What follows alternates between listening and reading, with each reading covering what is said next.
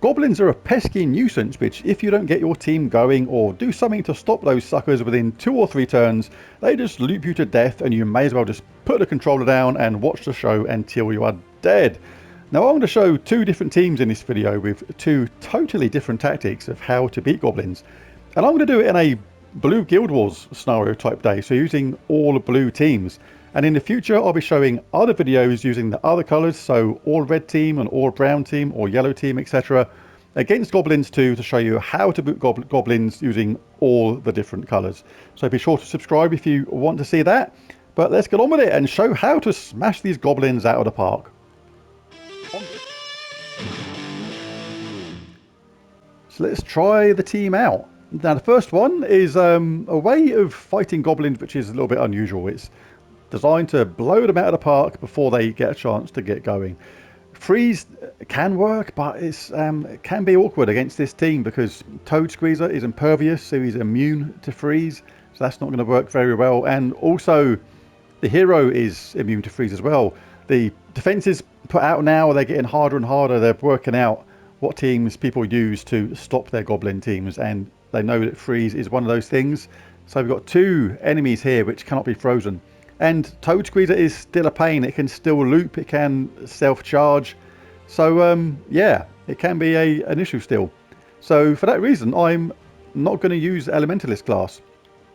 And the reason is the burn, freeze, entangle, etc. thing that Elementalist does on 4 matches is not going to affect this troop. So it's not going to be frozen, it's not going to be entangled. Neither is their bottom troop. And even if we freeze and entangle these 2, these ones can still get going. And yeah, basically we still need to get rid of Toad Squeezer. So I'm not going to go with Elementalist class. For this team, I'm actually going to switch to a Titan class, and I'll show why. Just show the banner first quickly. It is the Saurus banner, +2 red, +1 blue, -1 brown. But Tidecaller is really useful. Submerge myself when I take damage, really handy, safe from Gob Truffle when that happens. Explode a blue gem when matching 4 or more gems, nice quick mana gen with that. And the talent trees work really well too. Snap Freeze, Insulated, Anti-Magic Sphere, really handy. Mana Source, 50% start. Deluge, Submerge a random ally on 4 or 5 gem matches. Gain bonus blue, and the bottom one is pretty much irrelevant. So with this, we just basically try and charge up Ocean's Tome nice and quickly if we can by getting yellow. But if not, we'll charge up a border on its own. Got this set up to charge up a border at the beginning. You can change it around. In fact, I am going to do that. Wrong one, sorry. Minus brown even. Looking for +2 yellow if we've got any, but +2 plus purple afterwards is no good. So that is not ideal in any way, shape or form, but that is not bad. So it's whichever you prefer. You can go Saurus banner if you fancy trying to charge up a border quickly. This is technically the best bet, because there's no real safe bet on charging up a border quickly, because the rest of the banner isn't exactly ideal. Yeah, so I'm going to stick with this. Alright, now Queen Beatrix is in there because we're against Elementalist class. So nice easy cleanse. Cleanse all allies when matching 4 or more gems, providing she doesn't get stunned first herself. But if we weren't against Elementalist class and we weren't against anybody that put negative status effects on us, I would have 2 ballers in there, because it's a super devastating team with 2 ballers and can just rip through the enemy really quickly. Now, one more thing to mention before actually start the actual game is, if you start root trapped, so if you're against a class which is going to root trap the first troop, then obviously Web Spinner is not going to do any damage. So the way I would counter this is to again select blue, because make sure we're in blue day, and look for troops which are impervious. And Behemoth is a really good choice for this. Deals damage to all enemies, which is a good way to fight goblin teams, and destroys 12 gems, so gets mana gen at the same time. But he's impervious. He's immune to that entangle and root trap, so any damage via skulls will be absolutely applicable and works straight away. So let's dive in and see how it does. So we're looking for 4 matches to get that entangle and freeze, burn and stun on the enemy if we can, but no 4 matches. We're going to look for red. Don't mind leaving them that. It's certainly worth taking a skull hit here and there just to avoid them collecting mana and getting going. So we'll collect red for border. There's very little red on the board, so this is not the most favourable start in the world for us. Ordinarily we'd try and collect yellow as well to get our Oshia's Tome going. That's going to charge the team up really, really quickly, but there's no yellow either. So this is good in a way. This is almost like a worst case scenario of a really bad start for us regarding the team. Alright, I wouldn't mind bringing that red nearer, but there's no way of bringing that nearer either. So yeah, this is not a good start. Not a good start at all. Very unlucky on our mana colours. But let's see if we can get a mana surge with this and get the show on the road. Now border is going to create 4 skulls boosted by blue allies at a ratio of ×4. So that's going to be 16 skulls. Go border! Now we're not doing triple skull damage against Toad Squeezer because he's impervious. But as soon as we get past him, which we are about to now, then the fun can begin. Seeing if there's a way of making this skull drop down first, but I don't think there is, so I'll just kind of play it safe. Now this is a good place to cast Queen Beatrix actually, because I'm not going to take that because she creates green and brown. I'm going to cast that. It's pretty much dealt with their first troop. We'll get that again to charge up the B. Now we've got a choice. We can either cast border first, but this is a guaranteed death for String Fiddler, so we are absolutely going to do that. Now we've got everybody charged. Choices, choices, choices, but with this many skulls on the board, I would definitely go with the border.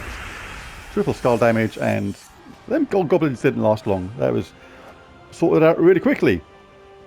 So if you can't put together that team, or you don't fancy it, it's a little bit risky for you, whatever, then I'll now show how to defeat goblin teams using freeze. Now the second way of trying to beat the goblins is to use freeze against them. They really do not like being frozen. When the goblin teams are frozen, it puts a stop to their loop mechanic and they simply cannot get going. It's a really good way of stopping them, but not so much against this team, and I'll explain why. Toad Squeezer is impervious, immune to all states effect, which includes frozen, and a team like this, we have the hero insulated, so they're immune to frozen as well. So it's only possible to freeze 2 of the enemy. And the trouble with that is you'll still be surprised how much Toad Squeezer and Norbert's Turnip can still continuously loop and continuously do little bits of damage. It's shocking. Even with 2, they can still loop and loop and loop. And they get those 4 matches as well, which means we end up being stunned, frozen, entangled and everything as well. So this is not the ideal way to fight these. I would go the Balder team on the last team I showed when fighting a team like this. But if, for example, Toad Squeezer wasn't here and it was not Norbert's Turnip, Nobbin Brothers, that's a popular choice in Goblin teams as well, or the hero wasn't immune to being frozen, then I would absolutely go with a team like this. But I'll show how this team does anyway, and how it works. Now, the idea of this is, Borealis freezes all enemies, then deals damage to the weakest enemy.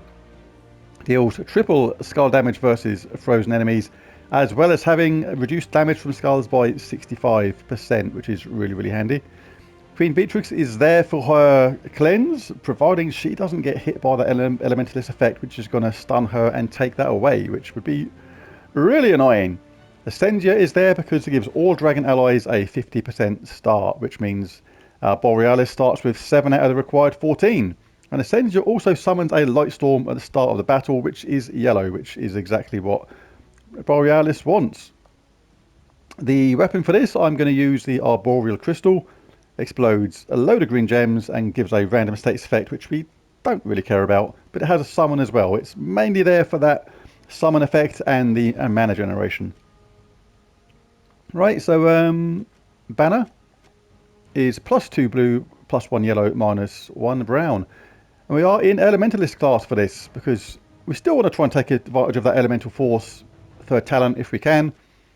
And the talent trees will be Snap Freeze, Insulated, Thunderfist, Watery Binding, Deluge, Water Mastery, and Fortitude. Right, let's see how it does. Like I say, it's not ideal against this with 2 of the team being immune to frozen. It's much better against a team where they all can be frozen, and then it becomes much more straightforward. But there's still a good team if you can't run the other team I showed with Border and Web Spinner. And this is slow. It is going to be a little bit slower, but in a Guild Wars situation, it's much better to play a team or to use a team which is going to be a little bit slower but get you a win than a team that's just going to get demolished and lose and get you hardly any points. It's a no-brainer really like that. So we'll get this. We can take that skull here because we got 65% skull reduction. We'll do damage to their first troop as well as freezing the 2 of the others. These 2 are now frozen, but we now need to get B up because we need to get her going to finish off the team. Or we can get purple if we like to get the Arboreal Crystal up to fast charge the team, but there's nothing doing on that. So we'll look for... It's going to have to be blue, I think. That works out okay.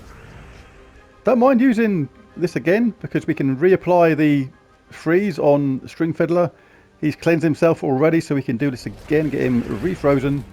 And now we've got the first troop just 1 Skull Bash away from being dealt with. Now if B gets her act together, she might actually do the job here. And looks like she's going to do just that. When you get these situations where you don't need green mana for everybody else and you're being offered a 4-match, just leave it there because Queen Bee, she creates green and brown. So them green being there is actually a good thing for you. So don't take it. Yes, you can freeze, burn and entangle one of the others, but basically it might put it on someone that's already got it. The first troop is entangled. So in this case, I would much rather just cast B again. And that's worked out in our favour.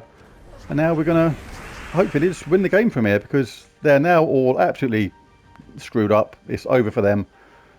They've been defeated at their own game. Lots of extra turns. Some looping going on. And their looping is going to be put to a absolute stop. Let's get B up again. Because as soon as she's up again, it is done. Whatever it is, there's a couple of teams really good for beating the Goblins on Blue Day on a Guild Wars type scenario. And that blue border team is good even in PvP. It works really well in that as well.